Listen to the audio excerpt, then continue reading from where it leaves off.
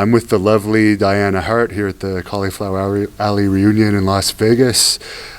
She's the former wife of Davey Boy Smith. Her son is Harry Smith, and of course her father is the legendary Stu Hart. How are you doing today, Diana? Awesome, thanks. I'll just move it back and forth. I know it's a little complicated. So what brought you here to the Cauliflower Alley this year? I just wanted to catch up with all my old friends. It's been great.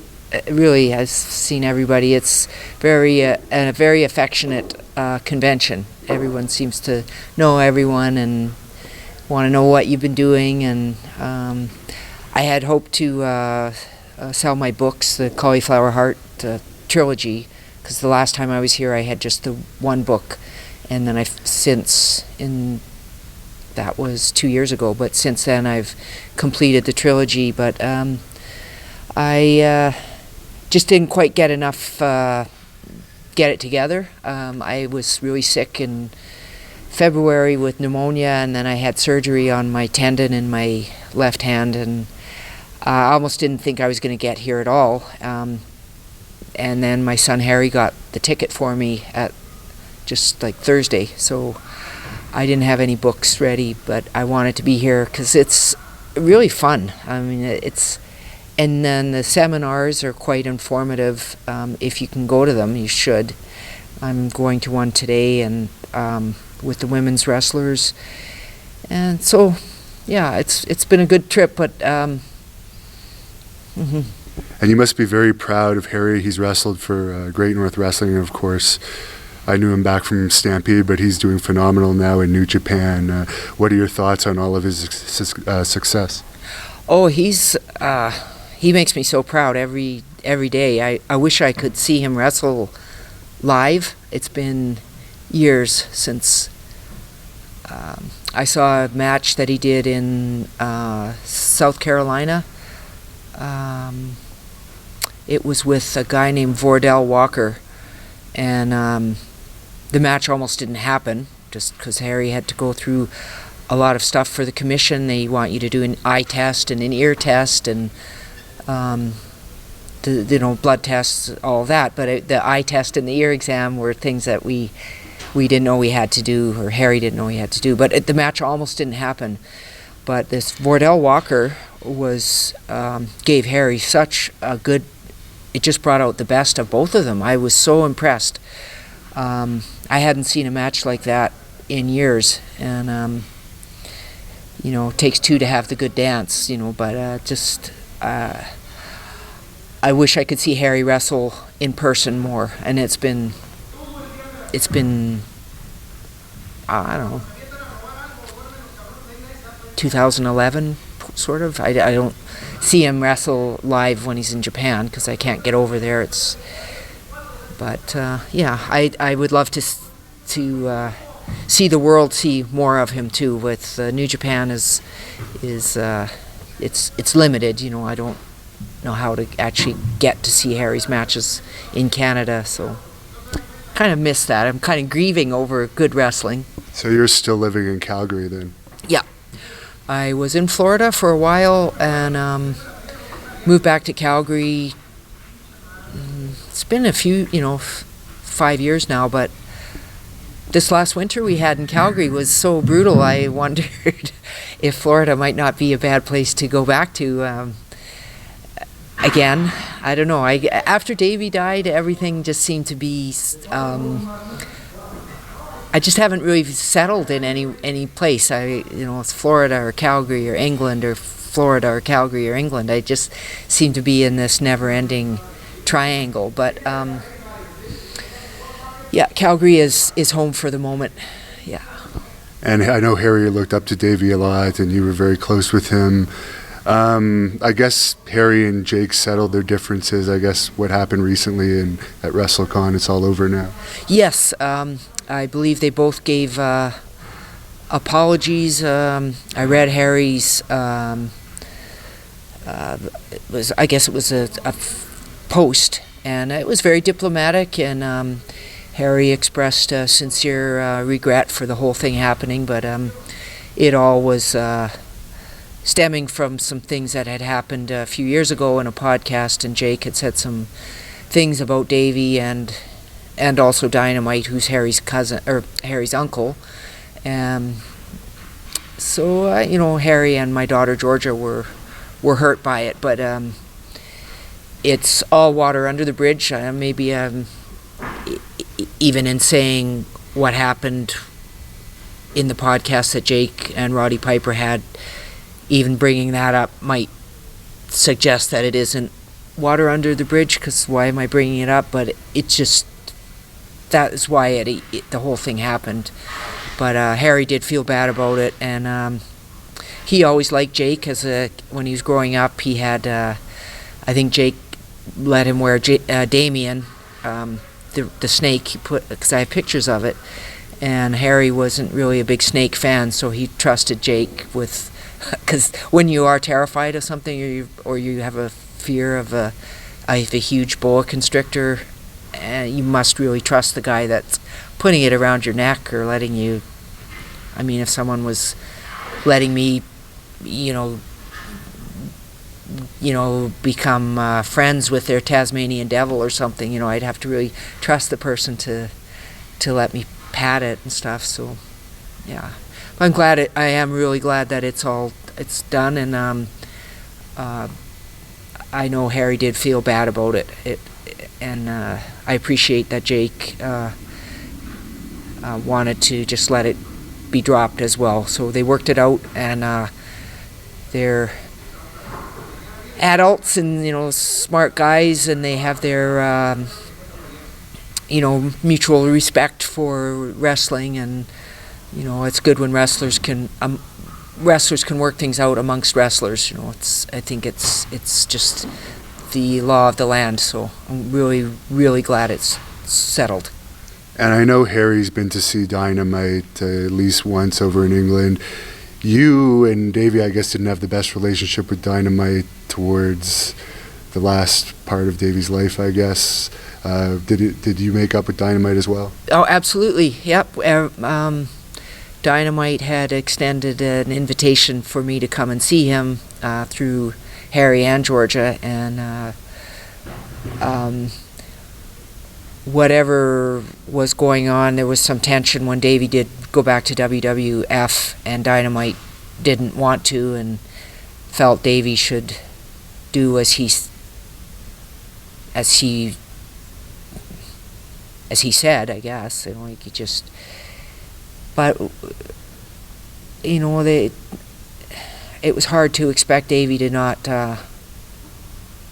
There was more. Davey wanted more. Felt there was more than just All Japan. That's where they ended up working at the end when they parted ways. But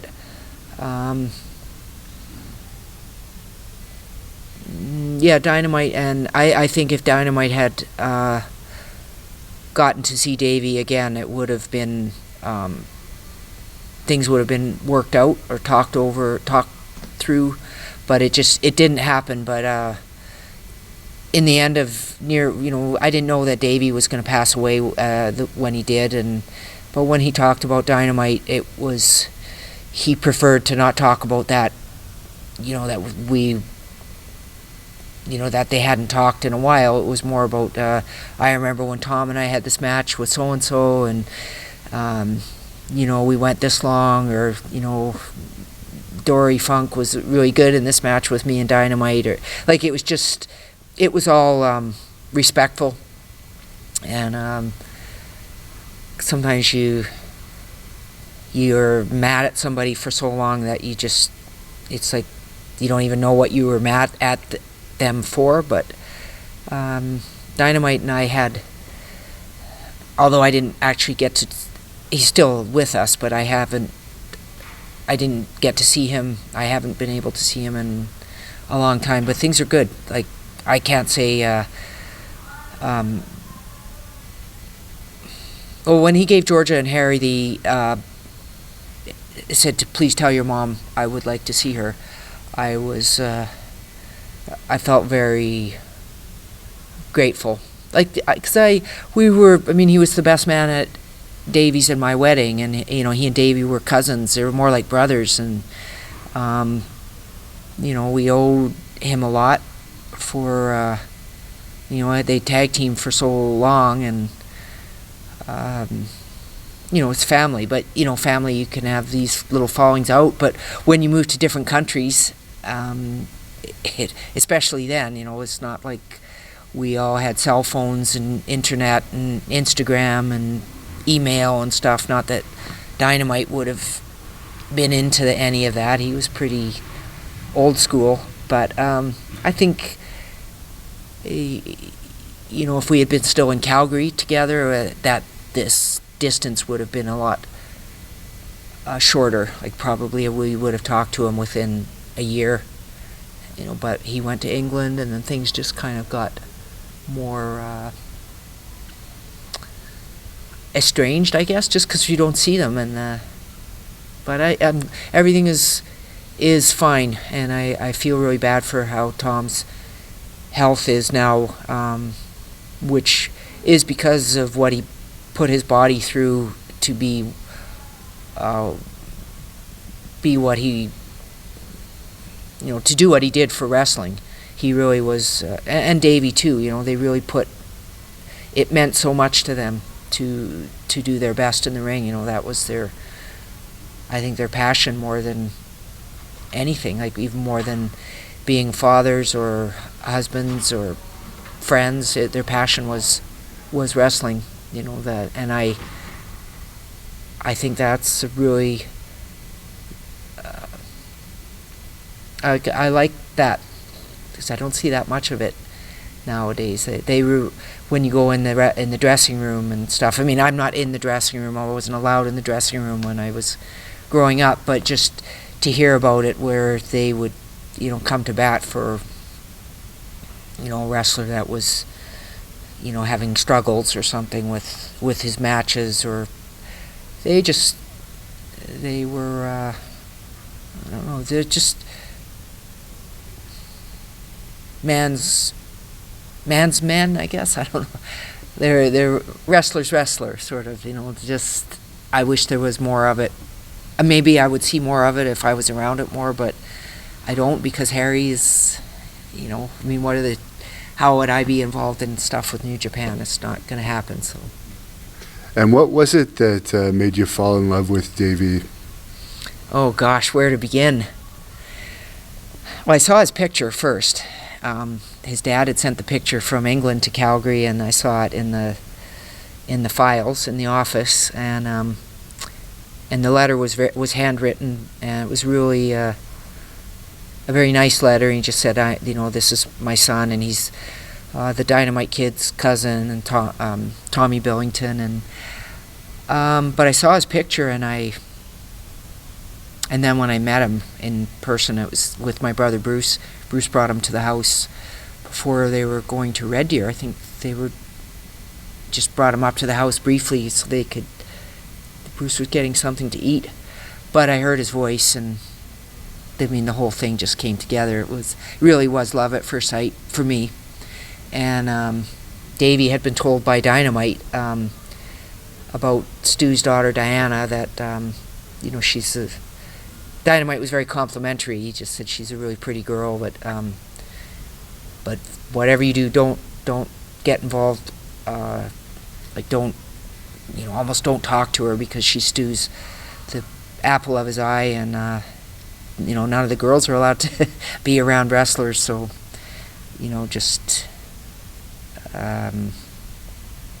but I was not having that. I mean, I hadn't really had I wasn't involved with anybody, but growing up, I always got picked on about the wrestling, and I took it so personally. And I mean, if there was anybody that I liked, if I even got into a conversation with him, they almost always would bring up that, your dad's fake, or you're part of that fake wrestling family. And then it's like, well, I can't ever continue on with this friendship, because you just, really knocked my family. I've got a big black X over you now. And when I met Davey, I thought he'd never knock wrestling, and then when I saw him wrestle, but honestly, Devin, when I met Davey, it was love at first sight. I'll never forget that. He was just so, his voice, that British accent, his face, his build, and then when I saw him wrestle, I mean, there was no doubt in my mind that he was going to be, I was going to marry him, and I was determined. And when Davey and I did start to privately, very secretly meet, I mean, I think that added to the excitement, because it was something that we had to keep a secret and have these private meetings, arranged to meet at the zoo, or because he came to Calgary and the weather was just starting to get nice. It was like April, and so by Stampede Week in Calgary, which was July, we went to the Stampede together, and I'd never really done anything like that before. Period. Not with a guy either, but hadn't really done anything like that. And he took me on all the rides, and he was paying for everything, and he was just so, he was just, he was a really great, it was a great time. It's hard to not go on and on about it, but so to answer your question, what was it that I don't know. I think his voice and his face, but then when I saw him wrestle, it was just put it all together in a... How did you like actually being in WWE with him for a while? Oh, that was great. It was the best job I ever had. I mean, being a mom too, but that just seemed to be like my something that, like being a daughter or something. I didn't really feel like being a mom was as a job. I felt it was my privilege. But with WWE, it was so fun. I mean, I was on the road with Davey and catching airplanes and stuff. I mean, to him, it maybe was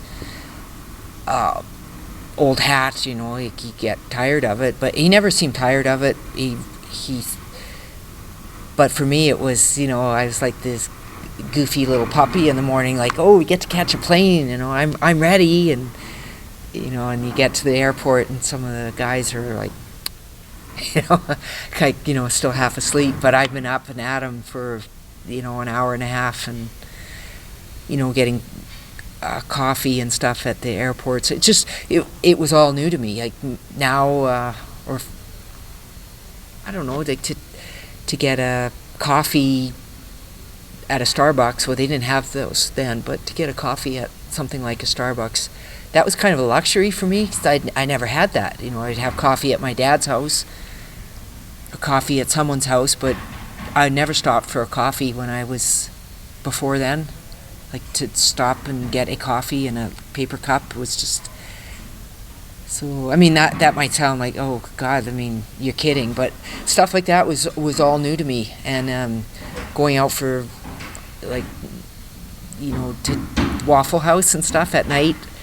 And then the wrestlers were, they were outside of the work zone, kind of. So they were having more fun. And, sometimes riding with Owen was, Owen, Davey, and me. And there were times with Brian Pillman, and it was so much fun. It really was, and it didn't feel like work.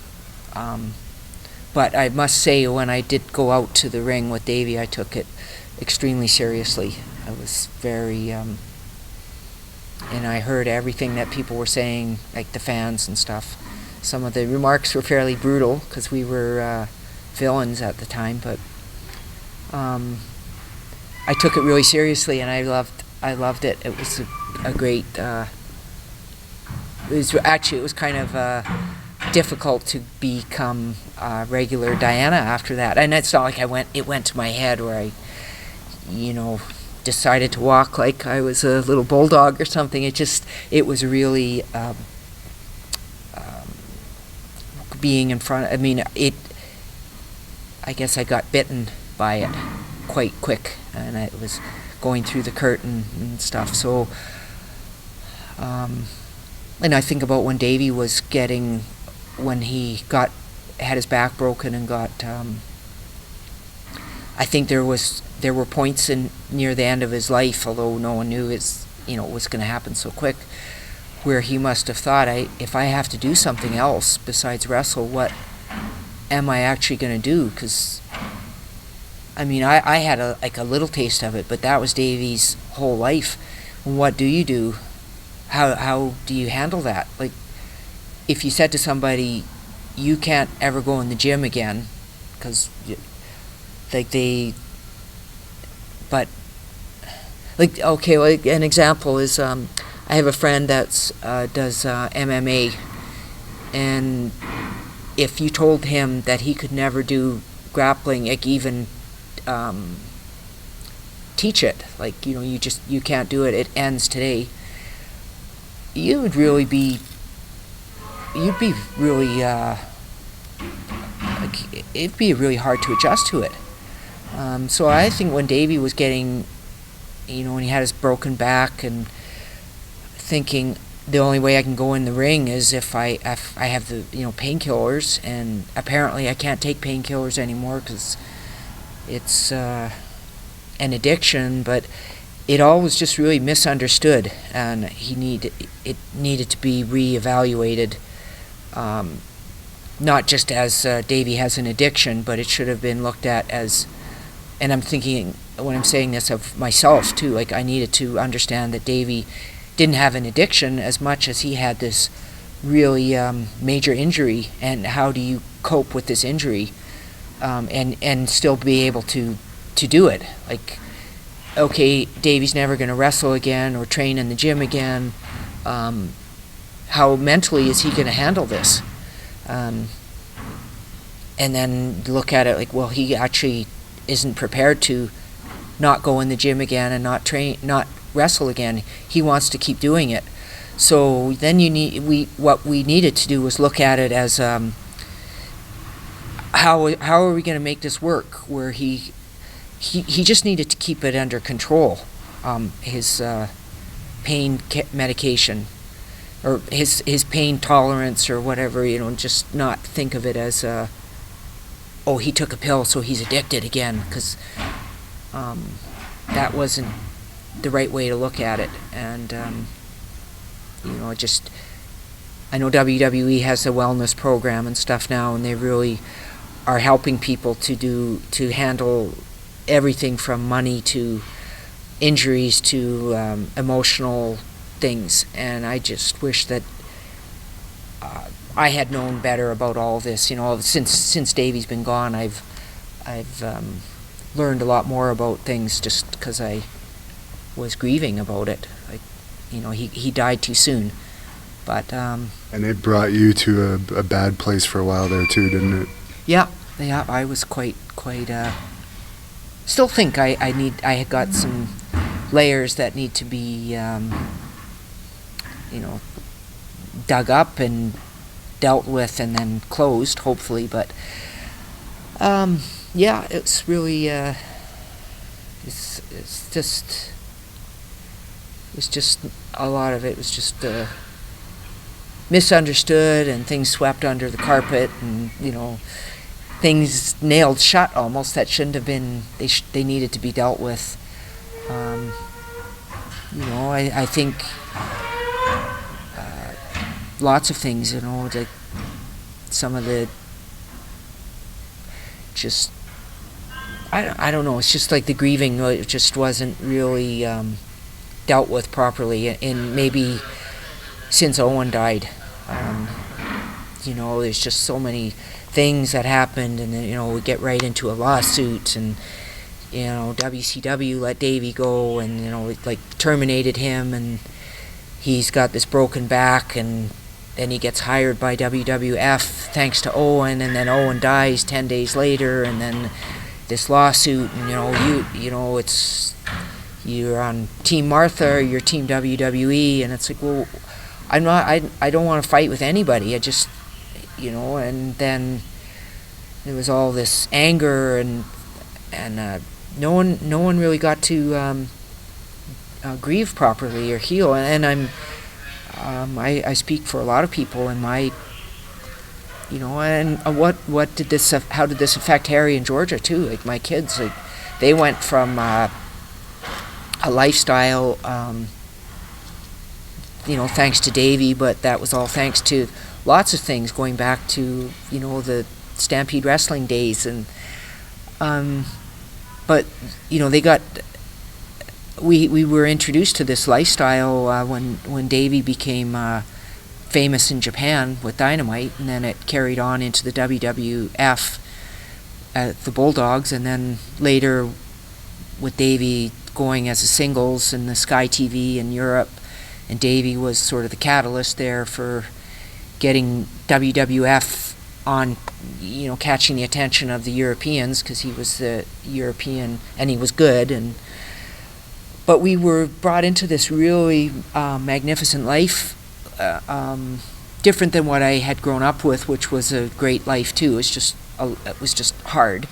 But when poor Harry and Georgia got everything ripped out from underneath them when just before Owen died. I mean, when Davey's back broke and things just started to happen really fast, and and then Owen died, and then and all the emotional things that Davey had to deal with too. Like he lost his even the breakup with him and Dynamite. I mean, I know that hurt his heart because he was close to Dynamite.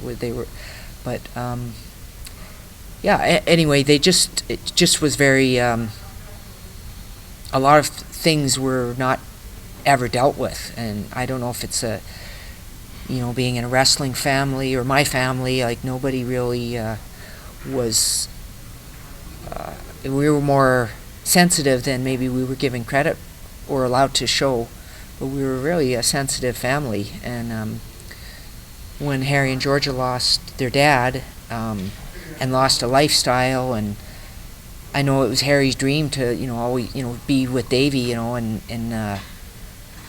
they did have one match in Winnipeg, ironically just before Davey died, which Harry set up, and they drove out there, flew out there and drove back. But it's good that Harry did that. I mean, he was 16 and he set this match up for them in Winnipeg. And I'm glad that he did it, because they didn't have a chance to wrestle. That was the one time.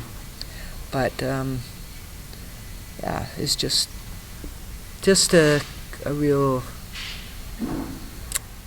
And Devin, I can't remember now. I get so far off tangent. I think I'm on topic, but I don't remember what your question was. I'm so sorry. We kind of went off a little bit there, but I think you gave us the answer. And for Bret, there was some problems between Bret and Davey, I guess. And I guess after Davey died, there was still some tension with Bret and your side of the family, but I guess it's been made up now. Yeah, everything is copacetic.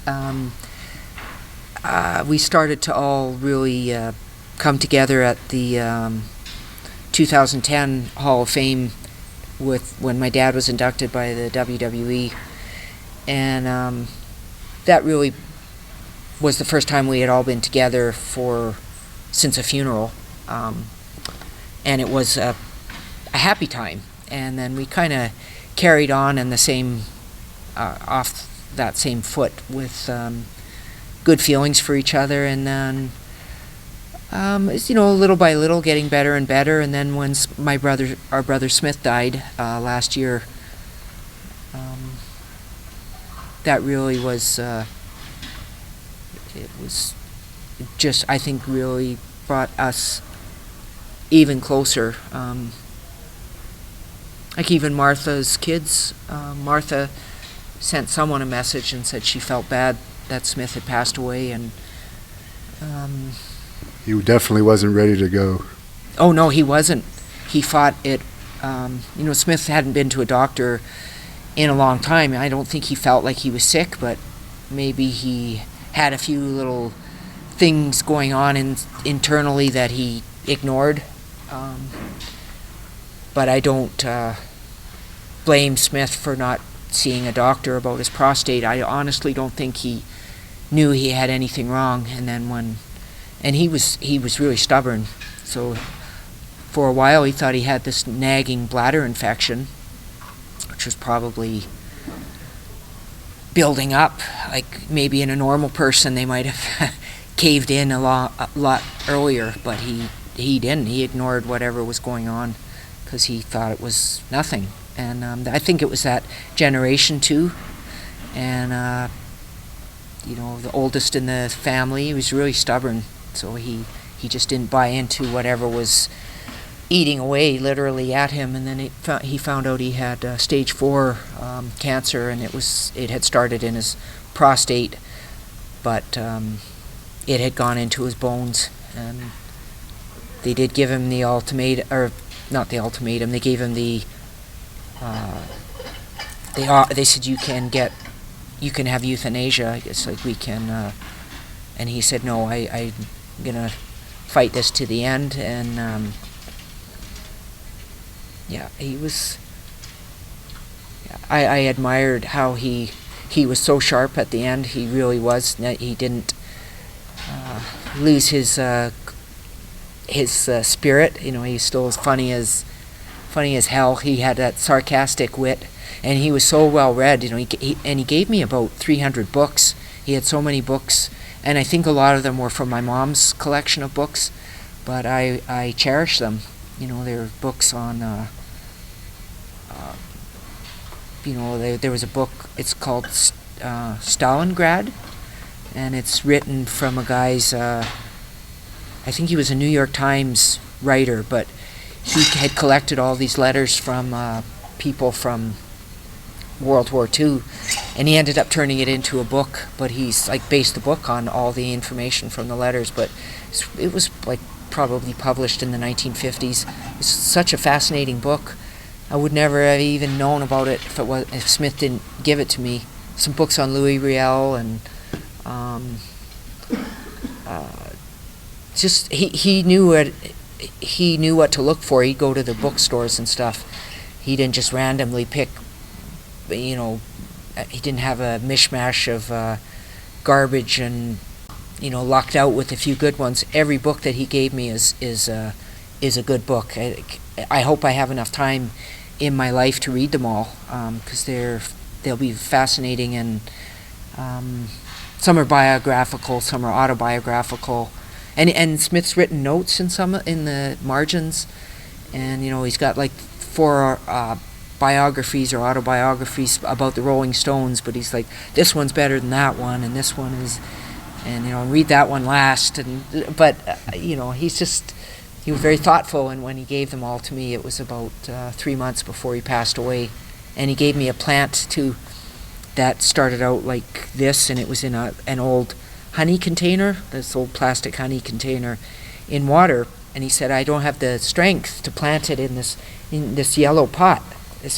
And he had the dirt in it and everything, but he said, I don't have the strength. And so he gave it to me, and I planted it. And anyway, it's huge now. It's a rubber plant, but it's huge. It's like Smith, So I think if I go to Florida, that'll be one of the things. How am I going to get this plant to Florida if I do go back to Florida?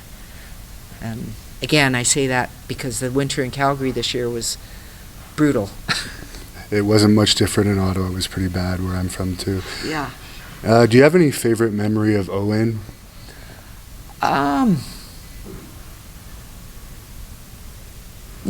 Oh gosh, there was one. Well, there are so many, but one I recall quite affectionately.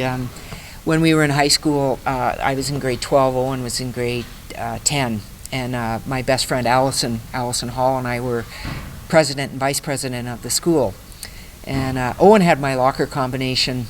I don't know. I think just because we're family, he could put something in my locker. I'm not sure why he had it, but anyway, we'd go to our students' council meetings, and Owen would somehow, he'd do it as a joke on my friend Allison too, but he put the damnedest things in our lunch bags. So he'd get, he had this potato, and it had the eyes on it, and they were it looked like a freak. It had 4-inch eyes, the spuds all over.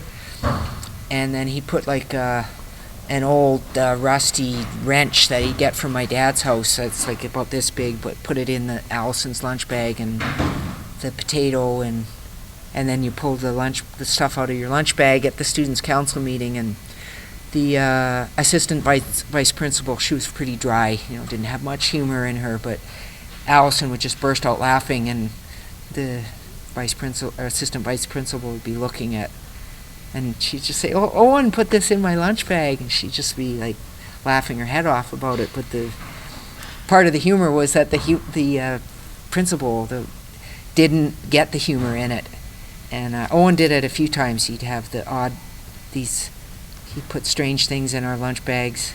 That's just one of like hundreds of funny things. But he was always doing things even when he wasn't in the room. But And you worked with Shawn Michaels a bit when you were in WWE. What was he like in those days? Oh, he was great. Like when I was in the ring, I didn't get to appreciate it as much as later when I could see it on tape. He was pretty much a perfectionist, and I appreciated that he gave us a chance, because he could have worked with different people after that Iron Man match with Bret, and it was, out of the blue, it just came up that this thing was going to happen with Shawn, and Jim Cornette was involved, and I mean, I feel like I was really fortunate to be involved in a group of such elitists, and they were perfectionists, and they all really cared about what was going on in this, and then hearing, like,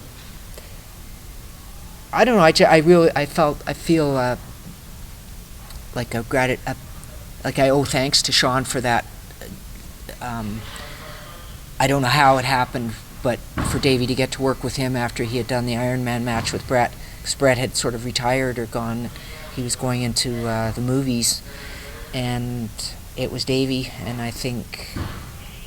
I was lucky enough to be a part of that. It wasn't just Davey and Shawn are doing something, it was Davey and Diana and Shawn, and then Owen was brought into it too, and it was really really lucky. Like, you think of the people that you get to be involved with, now, like it's a long time later, like I'm almost 55, like looking back at my life, like I didn't just get to hang out with the average bears. They were pretty much the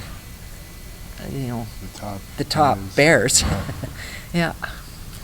Now, you just mentioned you're almost 55, but you don't look it. Is there any key to keeping young and fit? Stress? No. Thanks, Devin. That's, I feel, I don't know, I'm really lucky that I have good kids. They help look after me, and I don't know. I don't think of myself as looking. When I look in the mirror, I think I'm fading. But at one point you were Miss Calgary, right? Yeah, yeah. And that was really. So I've had a few people ask why I wore that, wore the crown, but that was because it was actually Mrs. Calgary, and I was Mrs. Calgary in 96, 97, and that was around the time when we were doing all this stuff, so I wore the crown, and I felt like I had real legitimacy, like I really did win this. There were some really beautiful women in that, moms and business women that were, running banks and stuff, and I won, it was, I gave, my speech was about, I compared the 12 Hart kids to Canada having 12 territories, and there was the talk about Quebec separating from Canada at that time, and I just said, I compared that if Canada became, there was a separation, it would be like someone in my family separating from us. It would just, I wanted us to stay together just like I wanted Canada to stay together. And I do think it was a great comparison and a good speech to give, and so I don't really remember what everyone else talked about. It's kind of a blank, but I think it was a good speech, and maybe it was that where everything was really close up to a few people must have liked that more than, well, just enough to get me to win. I don't know what the points were at the end of it, but yeah, I was Mrs. Calgary, and my agent Patty Faulkner, who ran the Mrs. Calgary and all the pageants, she just passed away from cancer a couple of weeks ago, WrestleMania weekend, and I was not there for it when she died, but I felt very sad when I heard she did a lot for. She was quite a pioneer. And you were very close with your father. I guess they always said you were the favorite. Any memory of him in particular you could share with us? Yeah, I don't want to be, but I do. My mom and dad had a special thing with me and Owen. We were the babies of the family, and they really coveted us, and the rest of the family did too. But I was the only girl that really wanted to be in wrestling, and I really wanted to do sports. Like, none of the other girls really had that.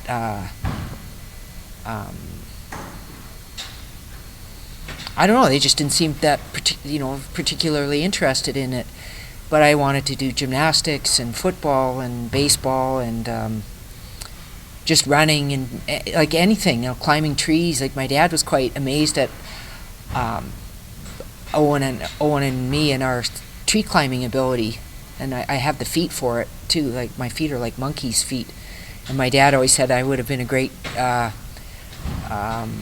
amateur wrestler because I could, catch people with my toes. But and there was no girls amateur wrestling back then. No, it would have been like my mom was almost would faint if she heard I was in the basement with amateur wrestling. But I liked it. I really did have kind of a fondness for it, and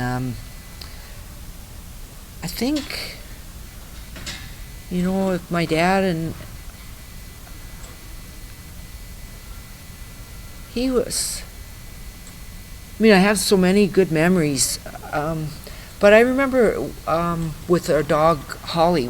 Davey and I had a beautiful Rottweiler named Holly, and she seemed to have this knack of running into porcupines a lot. And I remember my dad was so good with her. He was with all the animals, but he was so, he and Davey when they were pulling the porcupine quills out. But I just thought I was looking at it from the sidelines, but because it hurt like hell. They're barbed, and you got to pull them out, and the barb's going against your, and you got the gum.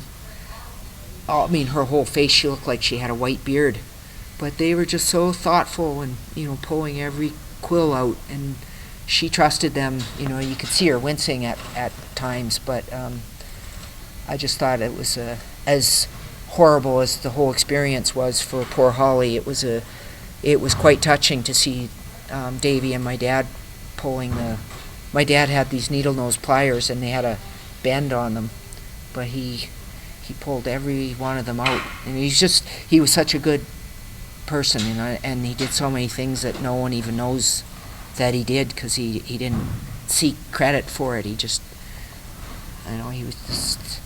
He was really, and my mom too, but. And the cooking stories are exaggerated, right? Oh, I must say, thank you for bringing that up, Devin. I want to say on the record, because I get really offended about this nonsense about the spatula that my dad used to there was a spatula my dad had, and anybody that's really had animals and had to clean up after them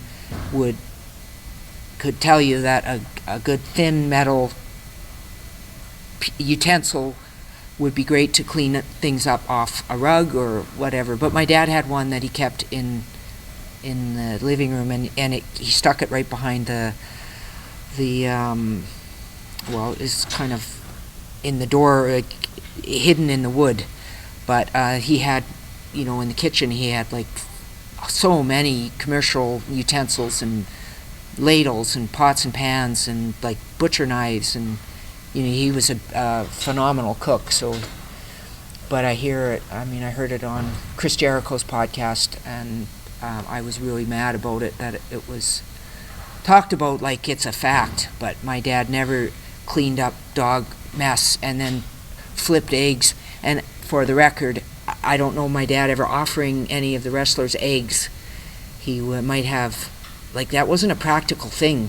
He would make my mom eggs, but he wouldn't just whip up a couple of eggs for a wrestler. I mean, he might give them a big bowl of pea soup or a big, maybe invite them for Sunday dinner. For Sunday dinner, but I mean, he didn't sit someone down and he'd pour them coffee and ask them. He might give them an olive or something. I mean, he wanted everything was, like, he was such a generous guy. But practicality of my dad, and as busy as he was to make fried eggs and toast and put it just didn't happen. It's not. The cats and the salad bowls. I'm sure you've heard that one. The cats and the salad bowls. That was true. And that one was true. Yeah, we had these really big metal bowls, and the cats loved sitting in them. They were like, but you just sort of pour the cat out, and you give the bowl a wash, and onward and upward. You put the salad in there, but. And the cats were always in the cupboards, like you could open the cupboard door. And I don't know how Lotus, she was one of the Siamese cats, would get behind the cups, but because she was kind of a fat Siamese, so usually they're tall and like skinny, but she'd get behind the cups, and you'd open it up. It's like Bubba Louie in the trunk, like Sadite. But you open the kitchen cupboard, and there's Lotus behind like a row of cups, because the shelf was only like this big. But the cats were everywhere and the dogs were everywhere, but my dad never, ever, ever, ever used the spatula that he cleaned dog mess up with, or cat mess, and then went in with that same spatula and made eggs. I get so offended that it makes my dad sound like he's some kind of a unsanitary, he was not. He was so good. I mean, that story, Devin, that I like that. Them's fighting words, but it really bugs me that, and my dad wasn't, and that just goes on like it's a fact now. Like, oh yeah, Stu, and did he ever serve you the eggs with the dog mess on the spatula? It's like, no, that never happened, never ever happened, and he was such a good person. I mean, and to the kind of totally overlooking the fact that he was such an animal lover. Like, he had all these animals. He treated them like we all did. We treated them like they were our equals, because they were. I'm not better than my cat or my dog. Like, we're all on the. They're as smart as I would like to be. Like, I think they're smarter than I am.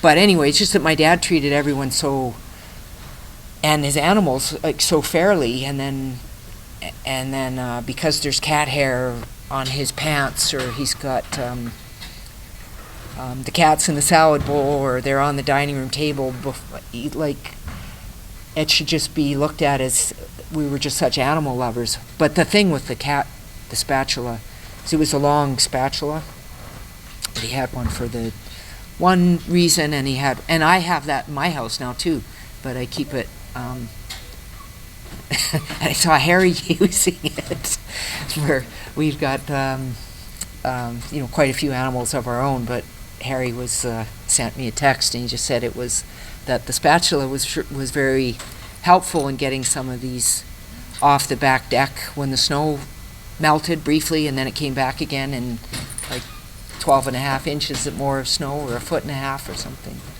What was it, 15 inches of snow overnight?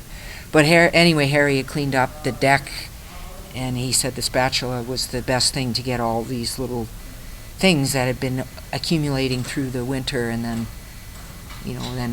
3 days later, this big heap of snow came down again. But So anyone watching this that wants to purchase your books, where could they go for that? I guess right now it's at Indigo in Calgary. I don't know about anywhere else, but Amazon.com, and they can always shoot me a Facebook message saying that they would like to purchase a book directly from me. Thanks for asking about that, Devin. It would be, because it's the trilogy now, so if they have the first book, it has a complete ending in the first book, but it really all comes full circle by the end of the third book. Like things that happened in the first book, there's a point to them. It's not. So is it a biography of you, or is it fiction? Fiction. Okay. Yeah, definitely fiction. Kind of based on wrestling life, but not what happened to me in particular. Similarities that it's a girl. Her name's Claudine, and she's from a wrestling family, but not like my family. She has one brother, not 8.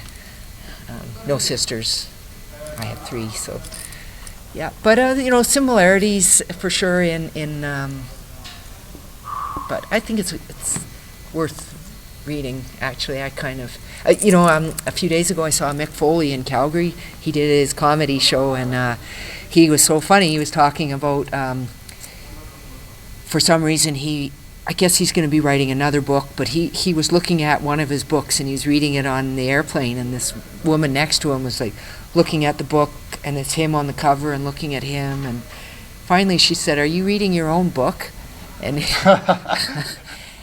but he said, there are things in it that he had forgotten, and he's like, it was, and he said, "Yes, I am, and it's very good." So it was. That's typical of him. Yeah, I just. The whole crowd just burst out laughing, but he said, "Yes, I am reading it, and it's really good." And how's Jim Neidhart doing these days? I think he's doing okay. He's pretty much fully retired. He may do the odd appearance, but with all of the, I think he's really mellowed out, and I don't know if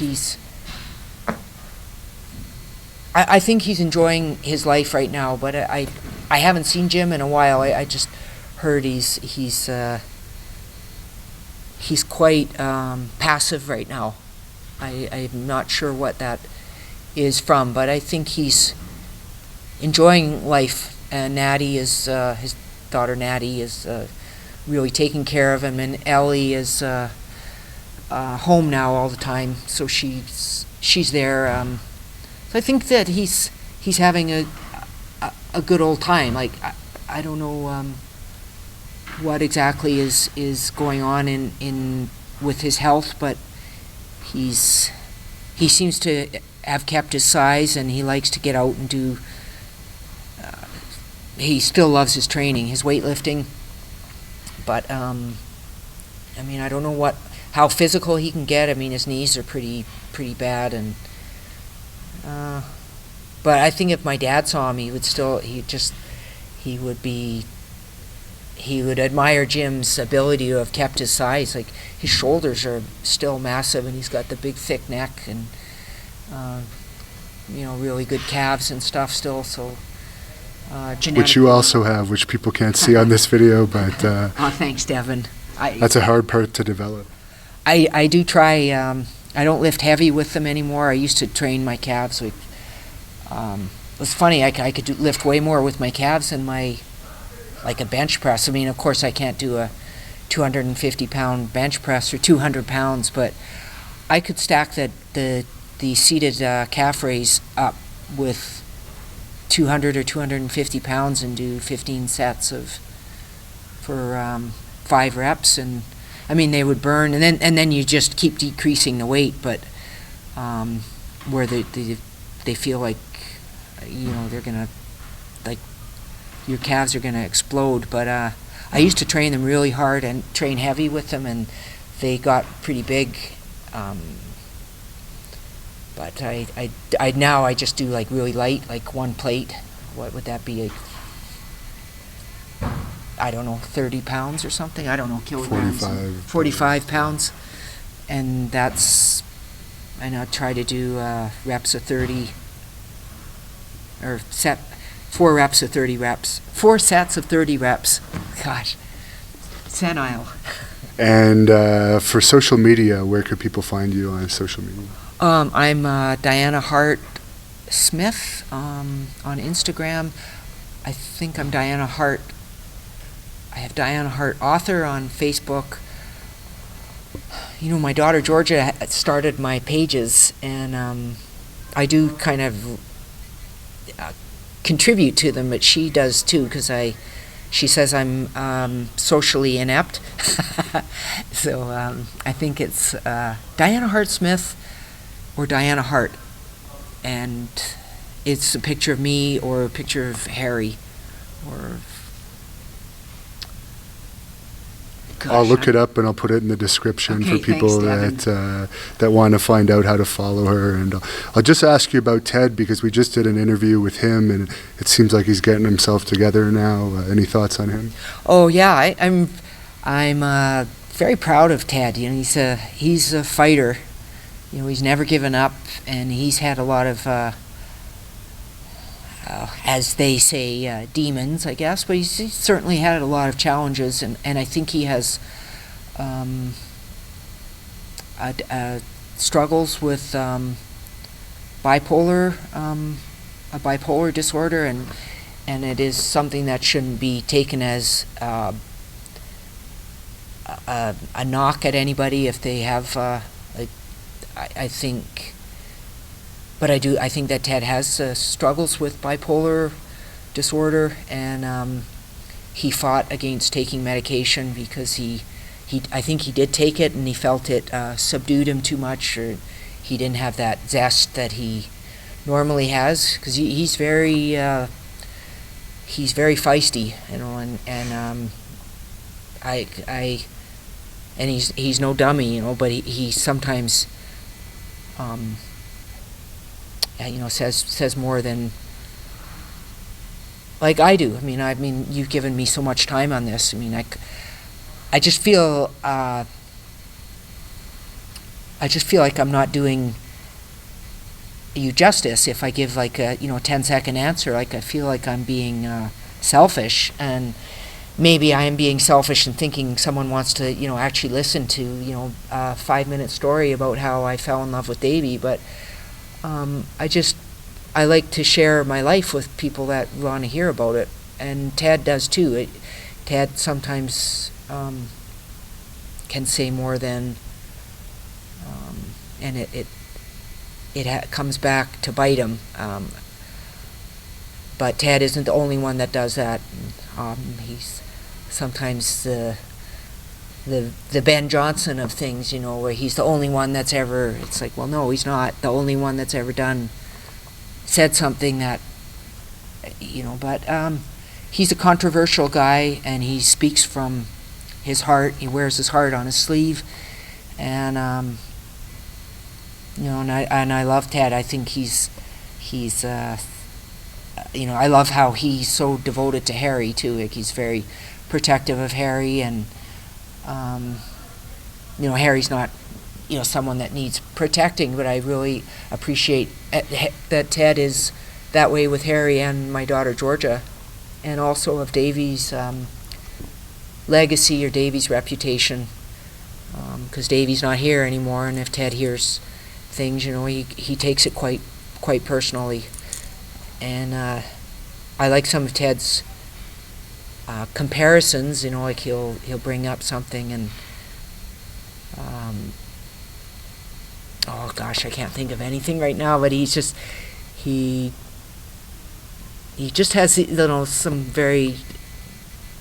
You have to really know Ted to get at what he's saying. But yeah, I'm one of Ted's fans for sure. I love him with all my heart, and he's got a little of my brother Dean in him. That Dean passed away, and I was really close to Dean. He helped promote me. He really helped bring me out of my shell when I was in grade 12. He's the one who got me to run for president of Ernest Manning, and I won. And I used to visit him in Hawaii a lot, and he really promoted me. He really did take me from thinking I was an ugly duckling to, going on to become a beauty queen and a bodybuilder, I think, at one point too. Yeah, I did bodybuilding. I like that. I would like to do that again. I just have to get into the mindset of it. But I work. When I was doing bodybuilding before, I didn't work. And now I have a job where I can't. When I get home, I don't know how. I really respect those that do these fitness contests and bodybuilding contests, and you find out that they're like a policeman on this or a nurse or something. It's like, how do you do it? I did it when I brought my kids to the gym with me, and we were all training together. I was training with Davey, and it was just. But if I could do it again, I do think about it. It's like on my bucket list, even though I've done it. But it's like, what would it be like to be in that kind of shape at 55 or 56 or? To get to that shape, it would take at least a couple of years, I think. So maybe 57. Do you still have aspirations of managing Harry again for at least a match? I would love to. I don't know if Harry would want me to. He's. I remember you talked about that in your original book. That it's still in Ontario libraries, actually, but I know it's not available in a lot of places. Yeah, it's. That book was something I really regret, but at the same time, I was the first one in my family to do a book like that. Not like that, but I was the first one. The book was really supposed to be Davey's book, and then things went the wrong way with him, and they ended up getting me to sort of finish it, and it became my book. And I was in a really bad place at that time, so. And then the editing of the book, it ended up becoming quite shocking, and I don't know. Sometimes you think everything happens for a reason. I don't know what the reason was for that book. If I took it out of my life altogether, where would I still be at this spot now? But I liked it better than the Stampede Wrestling book that Heath McCoy guy wrote, for sure. Yeah, I really did not like his book.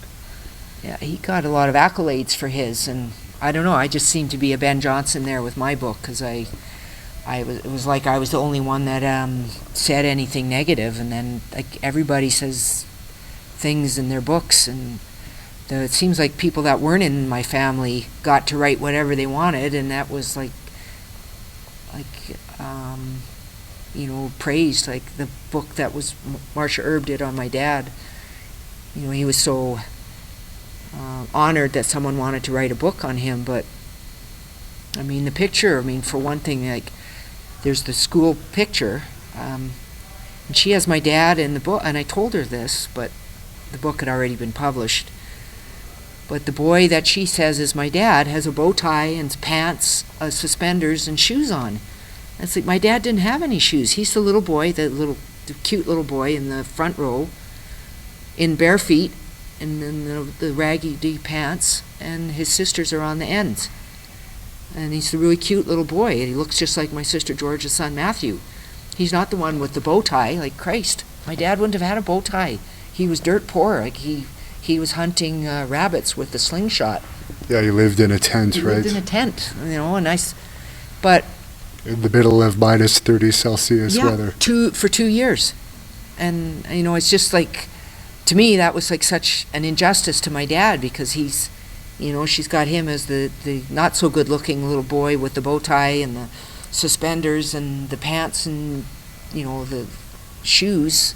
And it's not. He's the one in the little boy in bare feet, smiling, but, you know, we're kind of smiling. But anyway, you know, it's just like, but, you know, as time goes, as things go on, you know, things become, you know, part of history. It's like someone will take that book and it's like, oh yeah, now there's Stu. And it's like, no, that isn't Stu. But my book, it was, you know, I kind of, it ended up being very hurtful, and I didn't want that. I actually, when the book was in the process of being finished, you know, I was thinking my family will read things and think, you know, oh, I didn't know Diana went through that, or I didn't know she was feeling that. But at the end, it would be like, yeah, what a great family we are. Like, what a, you know, look at all the things that we went through and we came together through, and how it, and it didn't come across that way at all. I mean, leaving out a key sentence can just change the whole meaning of an entire chapter, you know. And what was important to me maybe wasn't important to the people helping put the book together. And I felt sick to my stomach when I saw the book the first time. I thought, my heart sank. But, you know, you got to stick with it. I mean, and, you know, at the time the book was like, because it was so controversial, it's like selling off the shelf. Like, it was made it to the number 10 bestseller list in Alberta in a month, which was, and then like the next month it was, Martha had sued me, Owen's widow, sued me over it, and then it got taken off the shelves, and then she wrote a book, and it's like, wow, Martha, did anyone not learn anything from my book? Because your book is like really, you know, hit me in the, hit us all. I'm not sure how many people actually read her book. I don't know. I hope, you know, but I know Martha was in a bad place too. I mean, I don't know if she could rewrite the book, if she would, or if she was interviewed about it now, if she would stand by it 100% and say, no, I would write every word the same. But, you know, like, everything has, like, when you're, you know, your mind frame, you know, and if you're in a really good mood, you know, like, would you, you know, you want to be candid and honest, like, would you write what you wrote? Or, and I admire my dad and my mom so much for how, because even when they're getting into their, and with everything that happened in their lives, like, they really didn't take shots at anyone. Like, I can't say the same about myself, but I was half their age. I mean, when that book was written, I was in my 30s. And you'd been through a lot. Yeah, I had. I was not. Almost, I think you wrote in there you attempted suicide at one point. Yeah, I did, and I'm lucky to be here. Like, that was an awful, and it was something I had thought about for a long time, and then I just did it, and I didn't. And then when it happened, then it was like, you know, like, and there were things like that I you know, I really feel so shitty about. Like, I do. I you know, I didn't do it to make, because I wanted to have Harry and Georgia have, you know, really an awful thing to deal with later on. Like, I don't know that they ever dealt with it. Like, we had to go see a counselor it was an order through the hospital, because I had, you know, I wasn't allowed to come out. I was like in the psychiatric ward for 2 weeks, and I kept saying I don't belong in here, because there were really some really off people in there that had really bad, had some things to really deal with, and some struggles and stuff. And I remember them giving me these little tests, like you have to separate the beans from the rice, and it's like, I know how to separate it. And, well, no, you must do it. And I was getting really frustrated in there, but we had to see a doctor, and I remember Davey wouldn't go. It wasn't while I was in there that 2 weeks. It was a few months later, and Davey would not go, and I was really mad at him for not going. But Harry and Georgia went, and some of the things that they said were, I still have them in my heart. Georgia was so heartbroken, and I know my dad was really upset, because there was a point where they didn't know if I was going to make it, and I didn't know any of this until my sister Allison was telling me about it, because I'm, out of it. I'm like in a, it was like 2 days before I actually woke up. They must have brought me, they put the defibrillator on me a few times, because and then they'd lose me, and then I'd come back, and then they'd lose me again, but it was like 2 days, and I remember when I woke up, and someone gave me some water. Owen was in the room, and Martha, and I threw up the water, and Owen just said, don't ever do that again. And and then Allison was telling me about how she had to tell my dad, and I just like you just don't, like, you try to kill yourself. Like, what do you expect? Do you want everybody to be praising you? No, but not at all. I was really dealing with some things, and nobody was listening to me, like, for a year, like maybe more than that. I don't know how long the depression was building up in me. It could have been building up in me since I was in school and stuff. Like, just a lot of things that like getting, bullied and stuff in school, and like you don't even know it. And then, I don't know, it's like for a long time though, I just started to think, my mindset was that the world is going to be better when I'm not here. Like, I'm the reason why all these things are going wrong. I must have caused all these problems. If I was a better person, then Davey wouldn't be doing this. And then afterwards, when I was awake and things were maybe like I turned the corner, I started to feel pretty lousy again. But I was a bit defiant. Like, I was still quite mad at Davey and we needed to work out a lot of things that didn't really get worked out until just before he passed away. But thank God they did get worked out. Like, I'm so glad, because. But anyway, yeah, I was in a really bad place, and I still feel terrible for how. Like, I don't know what Harry and Georgia were. What did they think? Like, that I didn't want them, like, and Davey and my family. It's just a really, it still bothers me. Obviously, I haven't gotten that all sorted out, but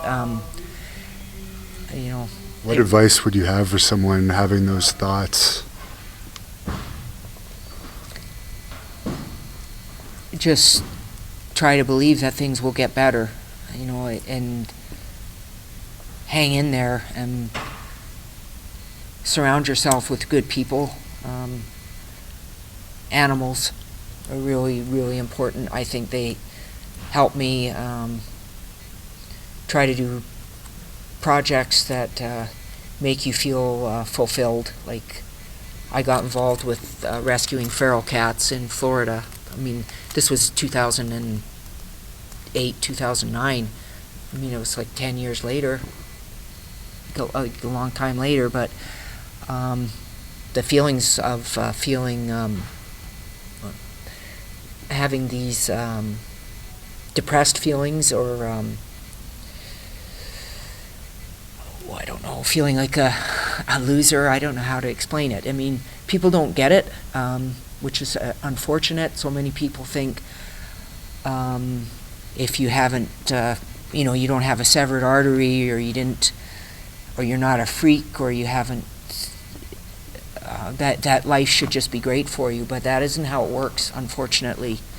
And you don't just wake up, because I've had so many people say, well, just wake up and say, no, I'm good today. But it isn't that easy. I wish it was. It's and mental illness is really,